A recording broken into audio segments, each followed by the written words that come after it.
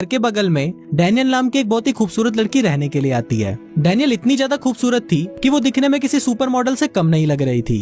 रात को Matthew phone पर बात कर रहा होता है और तभी उसकी नजर डैनियल की खिड़की पर जाती है जो कि कपड़े बदल रही थी। ये देखकर मैथ्यू का छोटा चेतन जाग जाता है और फिर वो भी छुपकर डैनियल को देखने लगता है। पर तभी डैनियल मैथ्यू को उसे देखते हुए देख लेती है और वो सीधा उसके घर आ जाती है। तभी डैनियल के डैड उसे नीचे बुलाते हैं, जिसको सुनकर डैनियल की फटकर 64 हो जाती है। अब मैथ्यू डरते हुए नीचे आता है, पर तभी उसके डैड उसे बोलते हैं कि डैनियल इस शहर में नई आई है और उसे यहाँ के बारे में कुछ नहीं पता, इसलिए तुम इसकी हेल्प करो और इसके साथ जाओ। अब जब ये दोनों साथ में जा रहे होते हैं तभी डैनियल मैथ्यू से पूछती है कि तुम्हें बिना कपड़ों के मेरे खरबूजे कैसे लगे, जिस पर मैथ्यू से बोलता है कि वो खरबूजे नहीं संतरे थे। ये सुनकर डैनियल की सटक जाती है और वो मैथ्यू को बोलती है कि चल तू अब अपने कपड़े उतार और मुझे अपना केला दिखा। अब डैनियल जबरदस्ती मैथ्यू के सारे कपड़े उतरवा देती है। फिर जब मैथ्यू पूरी तरह नंगा हो जाता है तो डैनियल उसे कार से उतार कर उसके कपड़े लेकर भाग जाती है। पर थोड़ी देर बाद डैनियल वापस आ जाती है और वो मैथ्यू को बोलती है कि वो सिर्फ उसके साथ मजाक कर रही थी। इसके बाद वो दोनों साथ बैठकर बातें करने लगते हैं और कुछ ही देर में उन दोनों में अच्छी दोस्ती भी हो जाती है।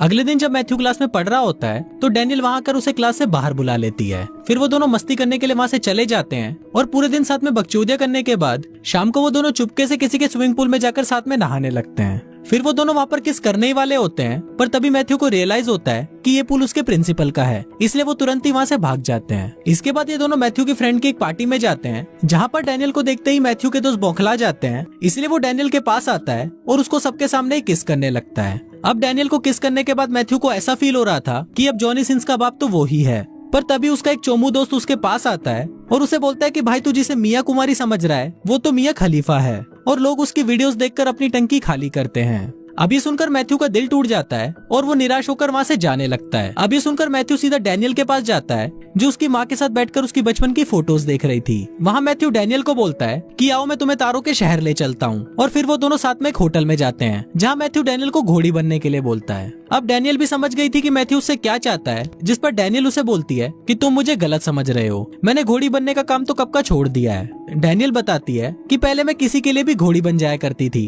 पर अब मैं वैसा कुछ नहीं करती, और ये बोलकर वो डैनियल से नाराज होकर वहाँ से चली जाती है। अगले दिन मैथ्यू डैनियल से माफी मांगने उसके घर जाता है, जहाँ पर उसे एक और आदमी मिलता है जिसका नाम कैली था। मैथ्यू कैली से पूछता है कि तुम डैनियल को कैसे जानते हो, जिस पर कैली उसे बताता है कि मैं डैनियल का प्रोड्यूसर हूँ और साथ ही मैं इसका एक्स भी हूँ। अगले दिन मैथ्यू जब कॉलेज जा रहा होता है तो वो वहाँ पर देखता है कि कैली लड़कियों के साथ फ्लर्ट कर रहा है। तभी कैली वहाँ पर मैथ्यू को भी देख लेता है और वो उन लड़कियों के सामने मैथ्यू की तारीफ करने लगता है। इसके बाद मैथ्यू कैली के साथ बैंक जाता है, जहाँ वो बताता है कि ये एक स्टूडेंट एडवाइजर है। दूसरी तरफ हम डैनियल को देखते हैं, जिसको अपने आप में ही गिल्ट फील हो रहा था कि कभी भी वो बदल नहीं सकती और ना ही कभी वो एक नॉर्मल लाइफ जी सकती है, इसलिए वो कैली के साथ वापस लास वेगस चली जाती है। अब यहाँ मैथ्यू भी डैनियल से प्यार करने लगा था, इसलिए वो डिसाइड करता है कि वो डैनियल को वापस लेकर आएगा, और इसके लिए वो भी अपने छपरी दोस्तों के साथ लास वेगस के लिए निकल जाता है। वहाँ पहुंचकर मैथ्यू देखता है कि डैनियल बिना कपड़ों के ही सबके सामने डांस कर रही है, जिस पर वो उसे समझाता है कि तुम्हें ये सब करने की कोई जरूरत नहीं है। पर तभी वहाँ पर कैली आ जाता है और वो मैथ्यू को अपने साथ ले जाकर उसे धमकाने लगता है। वो मैथ्यू को बोलता है कि तुम डैनियल को उसका काम करने से रोक रहे हो, और अगर वो ये काम नहीं करेगी तो मैं कमाऊंगा कैसे। अब कैली के इतना धमकाने पर भी मैथ्यू डैनियल के पास वापस जाता है और उसे समझाता है कि तुम्हें ये सब नहीं करना चाहिए, क्योंकि तुम इससे बेटर लाइफ डिजर्व करती हो। अगले दिन जब मैथ्यू अपने घर पर होता है तो वहाँ पर डैनियल उसे उसके कॉलेज के लिए लेने आती है। फिर जब वो दोनों कॉलेज जा रहे होते हैं तो मैथ्यू उसे अपने साथ प्रॉम में जाने के लिए पूछता है। आज मैथ्यू के लिए बहुत ही इंपॉर्टेंट दिन था, क्योंकि अगर आज उसने अपने स्कॉलरशिप के एग्जाम को पास कर लिया तो वो हायर स्टडीज के लिए एक बड़े कॉलेज जा सकता है। पर तभी एग्जाम के दौरान कैली वहाँ पर आ जाता है और वो मैथ्यू को उठाकर वहाँ से ले जाता है, क्योंकि मैथ्यू ने डैनियल को वहाँ से भगाकर उसके $30,000 का नुकसान करवा दिया था। इसके बाद कैली उसे कुत्तों की तरह मारता है और अपनी पूरी भड़ास निकालने के बाद वो मैथ्यू को ड्रग्स देकर किसी ह्यूगो नाम के आदमी के घर पर उसकी ट्रॉफी चोरी करने के लिए बोलता है। फिर जब मैथ्यू वहाँ पर चोरी करने जाता है तभी कैली पुलिस को फोन कर देता है, जिस वजह से पुलिस उसे पकड़ने आ जाती है। पर तभी वहाँ पर मैथ्यू के दोस्त आ जाते हैं और उसे बचाकर अपने साथ ले जाते हैं। इसके बाद मैथ्यू डैनियल के साथ कॉलेज में स्कॉलरशिप की स्पीच देने जाता है, जहाँ पर मैथ्यू को वो ड्रग्स का नशा चढ़ने लगता है और वो स्पीच की जगह सबके सामने उल्टी सीधी बातें बोलने लगता है, जिस वजह से उसे वो स्कॉलरशिप नहीं मिलती।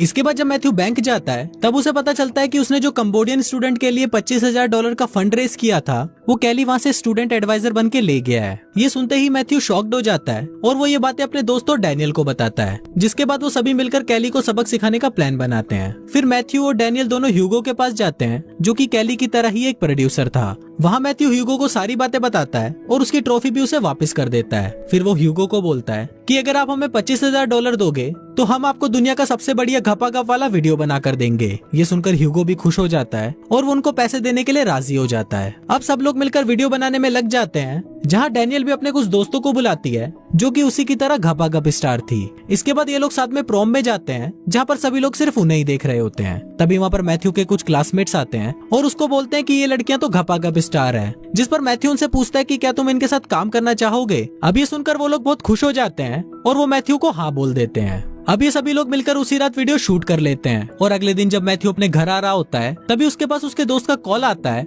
और वो उसे बताता है कि हमारी वीडियो को किसी ने चोरी कर लिया है और चोरी करने वाला और कोई नहीं बल्कि कैली होता है। कैली मैथ्यू को धमकी देता है कि इस वीडियो की कमाई का आधा हिस्सा तुम मुझे दोगे, नहीं तो मैं इस टेप को तुम्हारे प्रिंसिपल और तुम्हारे पेरेंट्स को दिखा दूंगा। पर मैथ्यू उसे मना कर देता है, जिस पर वो उस टेप को सबको दिखा देता है। पर जब वो वीडियो स्टार्ट होता है तो हम देखते हैं कि वो सिर्फ घपाघप की एजुकेशन वाला वीडियो होता है, जिसको देखकर सभी लोग मैथ्यू की बहुत तारीफ करते हैं। अब ये टेप ऑफिशियली रिलीज कर दिया जाता है और देखते ही देखते ये टेप मार्केट में बेस्ट सेलर बन जाती है। अब मैथ्यू के पास बहुत सारे पैसे आ गए थे, जिससे वो अपनी यूनिवर्सिटी की फीस भी भर देता है और वो उस कंबोडियन स्टूडेंट को भी स्कॉलरशिप दे देता है। मैथ्यू बाकी बचे हुए पैसों से अपने लिए गाड़ी खरीद लेता है और वो कैली को एक एक्सपेंसिव गिफ्ट भी देता है, जिससे वो दोनों अच्छे दोस्त बन जाते हैं। लास्ट में मैथ्यू और डैनियल भी साथ में खुशी खुशी रहते हैं।